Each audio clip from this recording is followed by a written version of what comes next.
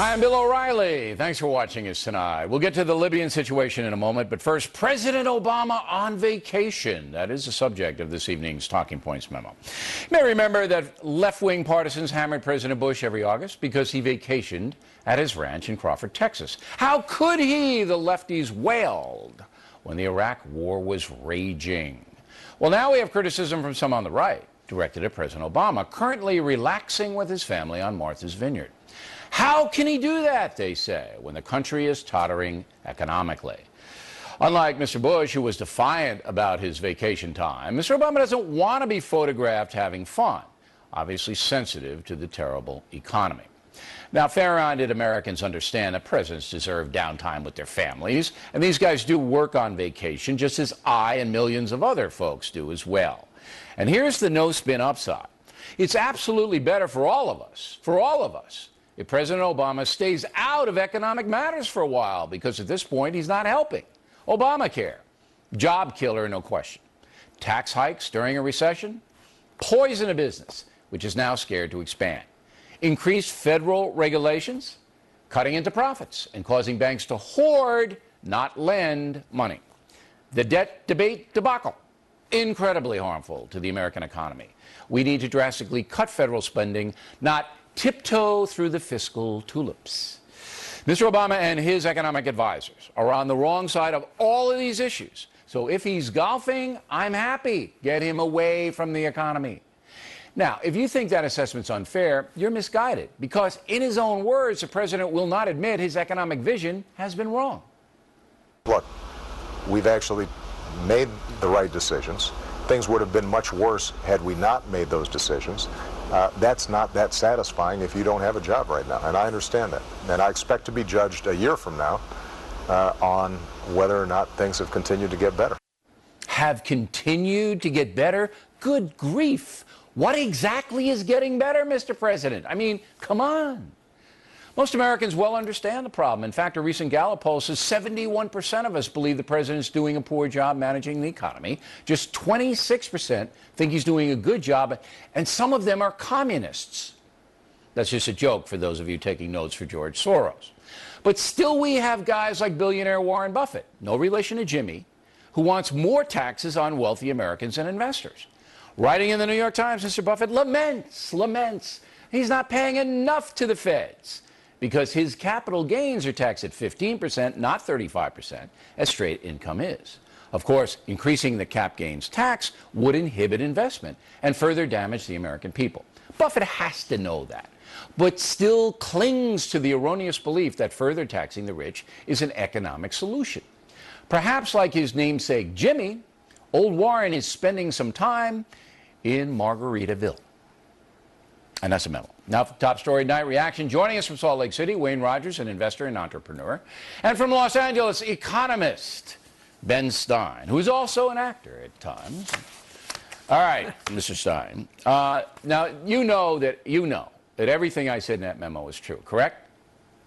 Absolutely not. I would say almost every part of it is wrong, except for the fact that I think it's better if he's on vacation because he works terribly hard and he deserves a vacation. So you think he's a positive force here in the economy then? You think President Obama is a positive force?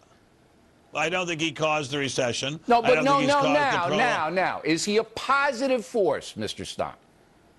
Yes, I think he is. He I think is. that his stimulus in what way? In what way? The stimulus program was too much, and the money was not well spent, but it was probably better than if he hadn't done it at all. He did not cause this recession. He did not cause the prolongation of the recession. He is not the one causing the enormously problematical issue of the debt. That was set up for him teed up for him by George Bush 43. Yes, he has spent too much money. There's no doubt about that. But why are you against tax raises on the rich? We'll get to that in a moment, but I just want to recap. You think he's a positive force for the economy because even though you admit he misspent the stimulus money and it didn't work. Some of it. Because he wasn't directly the cause of the recession. He's a see. I'm not. See, I don't see what he could have done differently. We'll get back to the rich. Bill, I don't see what he could have done differently. All right, but I will tell you, Mr. Stein, but I first want to hear from Mr. Rogers. Do you think, Mr. Rogers, that President Obama is a positive force in the American economy at this moment? I think he's a neutral force. I don't think he's a force at all. I don't think he has much control of it. I don't think he can do much about it. As we have said before, you know, the ability to make law is in the Congress, not in the president's hands. Okay, but when he goes on TV, though, and he talks about the economy, the stock market drops 200 or 300 points every time he shows up. So isn't it better that he's playing golf? It has nothing to do with Well, it. I don't think it has anything to do with the whether he's playing golf or not, whether the stock market goes up or down. He doesn't control that either. He has very little influence on that. He makes innumerable speeches, and some of those I think are just wasted. He doesn't influence anyone. The Congress is what does it. The budget comes out of the Congress. The laws come out of the Congress. Okay. And the regulators but there is are a the ones who are controlling psychological, the economy, there is certainly not the president. there's a psychology to this, and you both know that. All right, let's get to the tax cuts for the rich here. All right, now I got the little chart right here. Here's a little chart, Mr. Stein, all right? So I'm not like Ferris Bueller. I did my homework, all right? I'm in class. All right, there are only 237,000 millionaires in the United States, and this is 2009, so there's less. 237,000 who earned $1 million in 2008. Right. You can't tax people just sitting on their money. Okay. You don't tax that. Yes, you can. Well, through you can what? Tax that. You come to their house and say, "Give me money." There are some states have a wealth tax, and some countries you have to a wealth do tax. something. You have to earn interest or something like that. All right. Well, that's the way it is now. It's down 39% in 2 years because the economy has taken the wealthy and battered them around. So in 2007, before the recession started, Mr. Stein, all right, the 390,000 millionaires, people earning more than $1 million back then, paid $309 billion in taxes. Now they pay $178. So you get more money.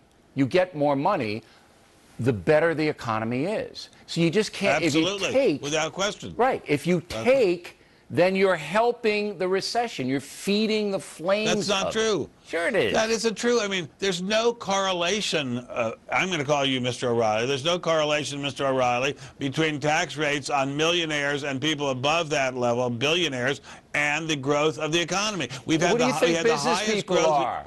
Business people are going to find that they're going to take less money? No. We had the highest growth in capital and in productivity and in the economy generally in the 40s, 50s, and 60s when we had much higher taxes than we had now. Higher taxes but there were tax dodges, as you know that. Growth. All right. Okay. Now, Mr. Rogers, do you agree that taxing the rich more is an economic solution here? No, and I would also submit, though, that Ben is right in the following sense, that there is no correlation there between taxes and the rich paying those taxes. The question here is not whether the rich are paying that. That's a sop. You want to give that away. You say, okay, we'll tax people over $1 million who are earning over $1 million, not who have over, but who are earning over $1 million. We'll tax them a little more. Why not give that up? What difference does it make? It's not going to make a lot of difference financially, but it would raise more revenue. Mr. Stein is right about that. It would raise a lot more revenue, and we need every dollar. Well, it would raise several tens of billions of dollars at least, and we need the revenue desperately. Look, they're talking about postponing military retirement and not giving people the military retirement. But it would hurt the economy, so even though initially you would get more, the economy would go down because business would hire fewer people to make up for the higher taxes. Sir, there is no correlation of raising taxes and unemployment. There is none. Don't believe it for a second. If you can show it to me, I'll eat your shoe. All right, one more. I'll let you wrap it up, Mr. Rogers. I think you're arguing about a chimerical point here. I don't think it matters one way or the other. It's not going to make a big difference in revenue. It's not going to make a big difference the other way. This is just something that you can give to get what you want out of the rest of the economy. What you need to do is, okay, go ahead and tax the rich, make everybody happy about that, so we're going to give that up, and we're going to get a lot of tax savings on the other side. Right. We're going to get some restrictions. Very lively discussion, but I continue to believe that the federal government derives more revenue from the wealthy when the economy soars, and the private marketplace needs incentives. Raising taxes is not an incentive in the private marketplace. Gentlemen, thanks very much. We'll do it again. Next on The Rundown, Hammond.